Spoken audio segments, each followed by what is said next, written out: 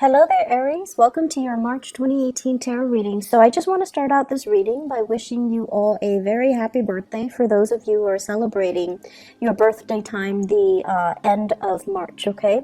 So I wish you all the best. Take care of yourself. Don't get too crazy. And especially, with the drinking and driving, okay? Just make sure you have a designated driver. So I'm not going to lecture too much. We have a lot to get through. So I have 4 messages that are coming through. I'm going to relay them first, and then we'll break them down, unpack these ideas just a little bit, okay? So the first message coming in from March 2018 here is they mention material things. And I feel like what this means is, like the physical things, the cars, the house, the dogs, the property, all of these things that make you you. The second message here is it says settling down, pros and cons. And it says wanting to start out over with work. So settling down, but then wanting to start over with work. So you're kind of thinking about settling down or starting over with work, and you're weighing out the pros and cons. The third thing here is they're asking you, are you feeling a little bit scared of change? Because I feel like you're content right now and you want more out of life, of course. But then it's the material things that are bogging you down just a little bit. So they're saying here, are you willing to let go of these material things and start over? Begin anew. Start a new adventure. And as adventurous as you say you are, this is kind of like the test phase, okay? Are you really gonna, take up the opportunities and just prove to yourself that you're adventurous and you're still willing to embrace new opportunities, or are you so bogged down with these material things? The fourth and final message that I have here is for those of you in relationships that, have not really, that I guess like I'm seeing patterns in relationships for you guys, and what they're saying here is you're not sure what you want. You're not able to attract exactly what you want, mainly because you don't know what you're looking for, okay? So basically what this means is a little bit of introspection is necessary for this month, but I don't see the energy being contained just for this month. I feel like it's a very, very big year for you to understand and figure out what is it that you're looking for, what is it that you want, what it is that you need to know about yourself, your needs, your desire, in order for you to figure out what you want. So it's a soul-searching journey, and I feel the energy is going to be very prominent around the June time frame. And I feel like from the June time frame until possibly June of next year, that's when, you have the opportunity here to kind of dig a little bit deeper and go inwards and try to figure out who am I and, what is it that I'm really looking for, because you're kind of grabbing things and just, what other people want, you kind of delude yourself into thinking, okay, well, that person has that and their life seems, splendid and stable, and they seem very successful and they seem pretty happy with their relationship partner, so maybe that's what I want too, so like you're emulating somebody else, or you're looking at what other people have and you're just like, okay, maybe that's what I want too. But I feel like the process for you guys is very subconscious. It's sort of like you see this ideal image and you're like, I want that. And, you work towards that. And then when you get there, that's when, it's sort of like, it's not really internally and emotionally what you have arrived at. It's just something that you kind of gleaned and picked up and thought you wanted. So that soul-searching journey is going to be in store for you. So let me just unpack some of these messages, okay? So the first one, material things. The cars, the house, the dogs, the white picket fence. The corner office. And right now, what it denotes to me is that many of you are financially very stable. You're where you need to be. And I feel like you have a lot of career and professional success, okay? So I'm seeing people in corner offices sipping their coffee, sipping their tea, looking out the window and, looking at the people on the ground floor outside the building. So you're just like, I've made it. I'm very established.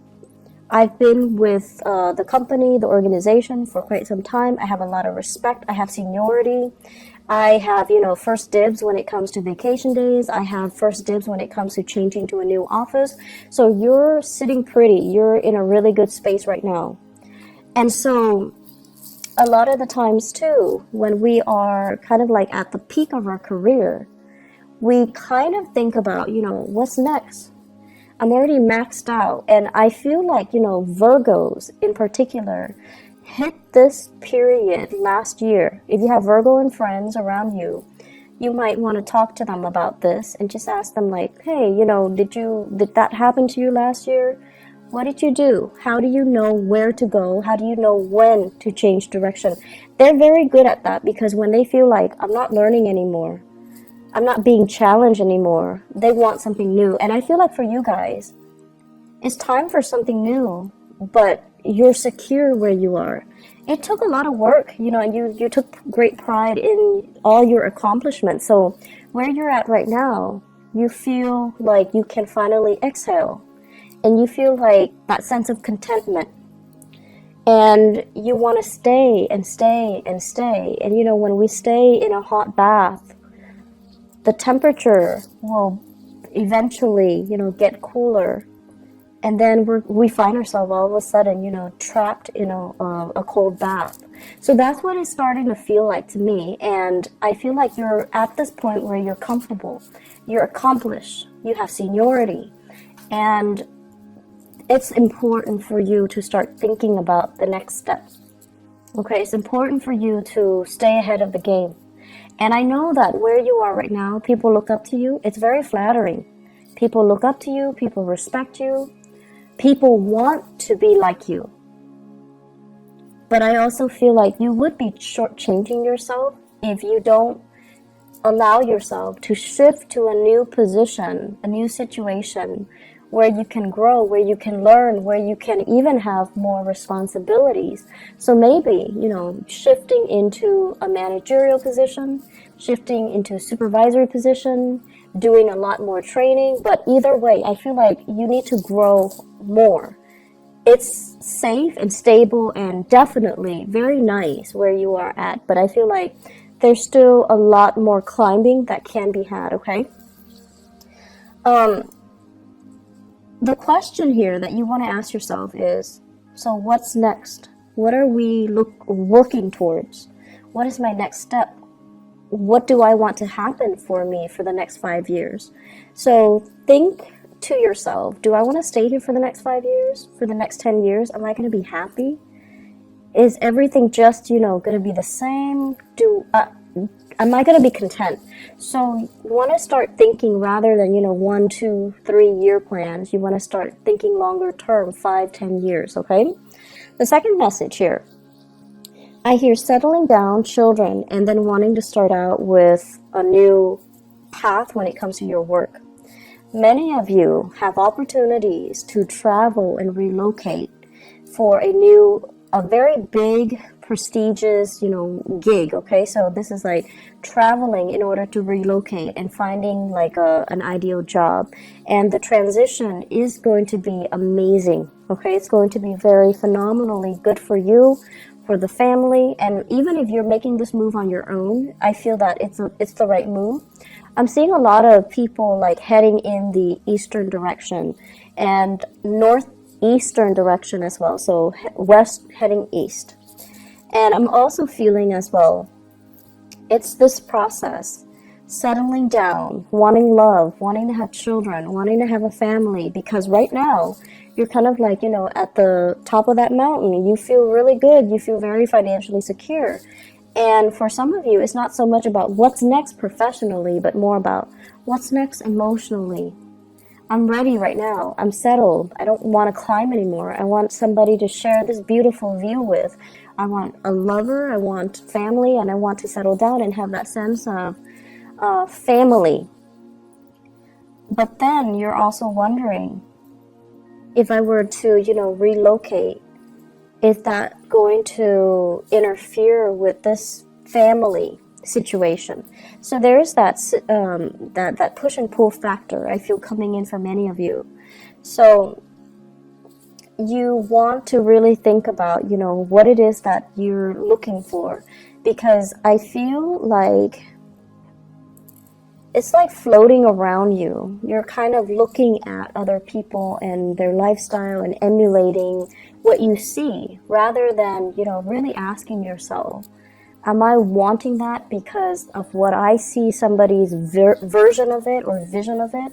Or do I need to create my own? So I feel like that's really important for you to have that sense of authenticity, of that sense of individuality in the things that you're creating. Otherwise, you're just, creating a replica, and you're not going to be happy, with a copycat version of somebody else's dream, somebody else's life. So it's really important to authentically ask yourself, to like have your own sense of authenticity in the things that you do and the life that you're trying to create. Third thing coming in here, are you a little scared of change? So Aries, this is not something that I would expect to see for you ever. And this is not something that I feel, you ever want to admit to other people, okay? However, around, our solar return or birthday time, we tend to have this moment where we kind of take stock, okay? So then we kind of like have this internal dialogue with ourselves. Okay, how old am I? How old am I turning? Am I turning 34? Okay, so I'm 34 right now. Where am I in relation to all my friends? Are they as accomplished as me? Do they have families? And I feel that you guys do this internal dialogue. You go through it. And what it does is that you're once again, this sense of, having a timeline. At this age, I have to do this. At this age, I have to get a house. At this age, I have to get a boyfriend. At this age, I need to get married. At this age, I need to have kids. So it's just, this keeping up with the rat race, okay? And then also having these expectations for yourself about, when things need to be achieved, when things need to be done. The past 10 years, I feel for many of you, things get sidetracked and you feel almost as if I can't have it all. It's almost like love would be going great and then career would be kind of like at a lull, okay? Like I hate my boss, I hate my coworkers, but then love is great. And then for the others of you, it's the opposite, where it's like love was just kicking your butt, and then career was really taking off. Friendships were thriving. Social life was vibrant, but then the love situation left you feeling almost like it just corroded your self-esteem. And so right now, I feel many of you are at a point where you can have both. You definitely can plan for both. And both of these great things are coming in for you in love and career as well. And so when they both come at once and they're both so stable and splendid, it's almost like you can't really believe it. You feel like, I can't close my eyes. Otherwise, I'm going to wake up and realize it's all been a dream. So you're at a point right now where things are really good and you want to just, you want things to be status quo. And you fear any type of movement, any type of change is going to snap you back to reality and kind of like pull this idyllic situation away from you. So it's like you're fearing change and you fear that change will disrupt whatever is real in front of you. And the point that we need to remind ourselves is, if it's real, it's going to be there no matter what, right? If it's an illusion, then it's never real to begin with. So I feel like you kind of need to gently remind yourself, if it's real, if it's meant for me, it's gonna be there no matter what. And I feel many of you have dealt with, this big relationship that kept coming back. And you're just like, oh, it keeps coming back, it's meant for me. And then because it wasn't meant for you, it wasn't like, what's meant for you, it was a mistake. And now you're kind of doubting your reality. Now you're kind of doubting, But how will I know? Because that last thing kept coming back, but it wasn't right for me. How will I know? How can I make that how can I distinguish what's really for me versus what keeps coming in to test me? And so you're having a lot of, self-doubt, and you're also doubting your reality, and you're doubting as well what you know and what you can trust, okay? My advice for you guys when dealing with this is, if you're chasing it, it's not meant for you, okay? And let's just admit to ourselves, there was a relationship, and you tell yourself, he or she kept coming back in, they kept reeling me in, but honestly, I felt like you chased it. And so whatever you're chasing, if you had to chase it, it's not right for you. It's trying to go the other way. And you're kind of like superimposing yourself in front of it because you're chasing it. You want it back. You want to retain it. You want to own it, and you want to possess it. And that's a major indicator that something's not meant for you, someone's not meant for you, or a situation's not meant for you. So let's not kid ourselves about that, okay? Be very, very real with our intentions, okay? So, I guess to sum up that third message, are you feeling a little bit scared of change? I feel that you are, Aries, and I feel a lot of it has to do with the fact that something happened in the past and you can't trust it anymore. And the right thing for you to do right now is, let it come to you. Don't chase it, okay? You're a very proactive sign. You're very resourceful. You're also very impatient. You want things to happen faster, quicker, more intense, more, magnitude, more excitement. And so you tend to chase after things, and that's not the way things work. We can't really push and expect to get a good outcome, okay? So just be patient a little bit and let it come to you, okay?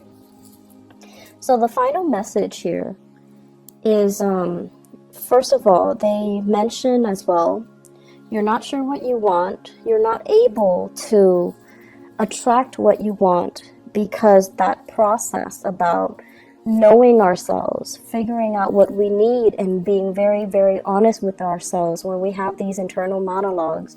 We need to have that self-honesty in order for us to really know ourselves, and in order for us to, once we know ourselves, to be able to attract things that, not only things that we want, but things that are actually very good for us and that can help us grow as a person, okay? As humans, we always have things that we want, but are they good for us? Probably not all of them are going to be good for us. So the right thing to do is trying to distinguish, what are actually good, what things out there is actually good for me, and then what's really going to help me grow. So I feel like that's what you're going to need to, at the end of the day, ask yourself. And then you're going to also need to learn to be patient and also understand that not everything that you want, not everything that you possess or you crave and you want to cling on to is going to be good for you. So distinguishing between what you want and what's really good for you is going to be really important. And as I'm saying this, I'm hearing you guys say, but I want it, so it has to be good for me. And the things that you want, it's so, the desire is so strong because, when you see something that you like, you beeline for it, right? You make this full focus all of your energy, your entire being, and you go after that thing. So it's like an arrow. That's what it feels like to me. You're so focused and fixated on it, on that desire, on that sense of I want that. I want to possess it. I want to own it. I want to grab it. And you kind of don't think about, is it good for me? Okay, so it could be a person, it could be a thing, it could be whatever it is that's not really good for you, that you kind of go after no matter what. So let's really think about, in the spirit of growth, how is this thing, this object, this person, this desire going to help me grow? How is it going to make me a better person? And then operating from that space where you're learning to kind of like control that desire, and then telling yourself, maybe another day, maybe in like a different time, maybe when I'm in a different place in my life. And as I say that, I'm seeing that many of you are like, thinking about parenthood, motherhood, fatherhood, and you're just like, I really want that. But maybe the timing is not right. So you want to just, calm down a little bit and tell yourself, maybe later, maybe at a different time, maybe when we're both a little bit more stable, or maybe when my partner is sure, or maybe when I'm sure. Okay? And then I'm also seeing as well, for others of you, this sense of like, I see you looking at pictures, social media pictures of other people with this fairy tale, family, ideal life. So some of them are like world travelers where they're going to different cities and everything looks very exotic.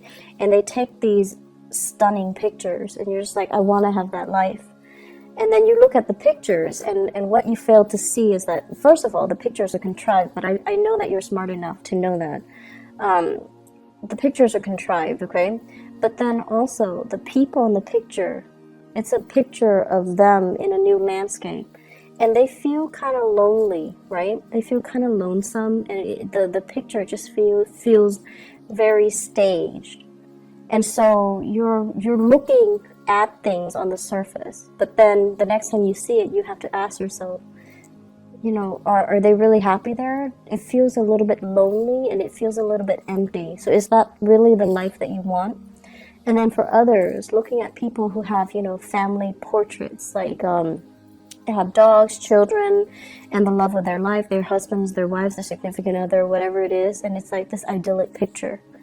And what you also fail to see is the work necessary, the compromise, the labor pains, the, late nights staying up with a sick child, and all the arguments and the disputes between a significant other.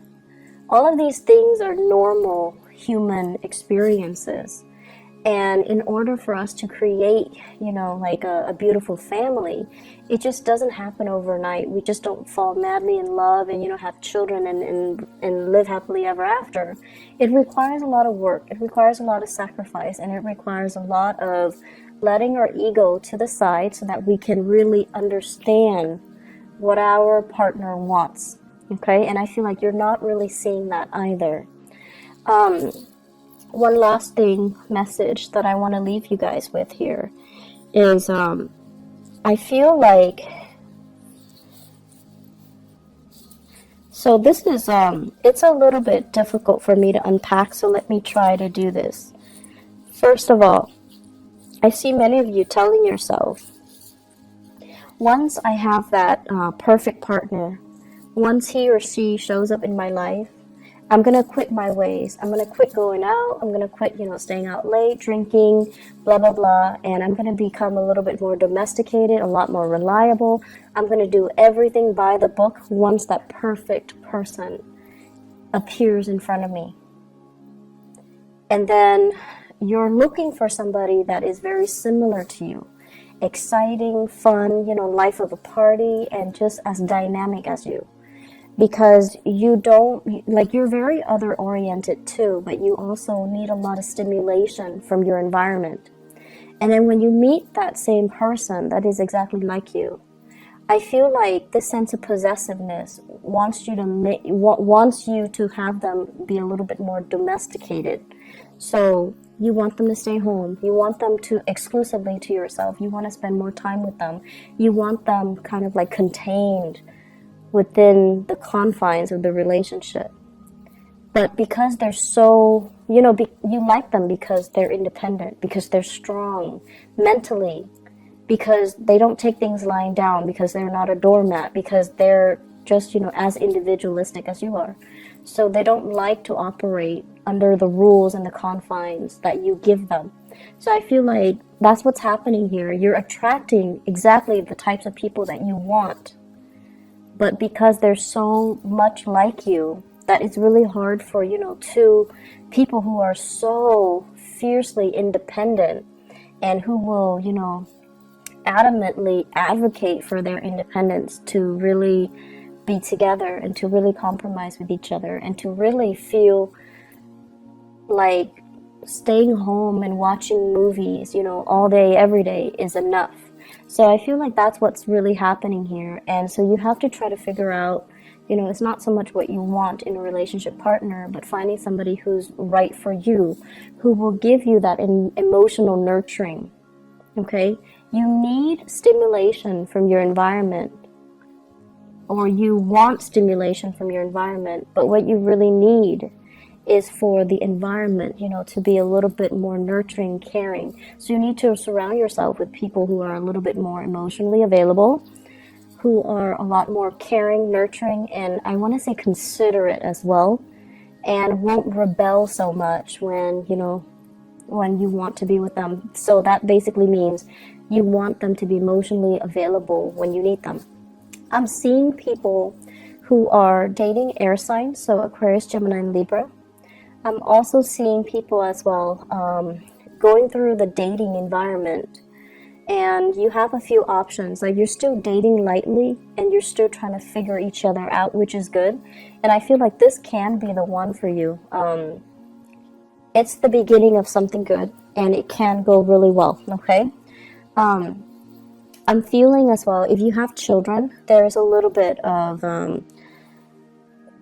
they're saying here the pressure is on you. Your partner's going through some difficulties, emotional difficulties.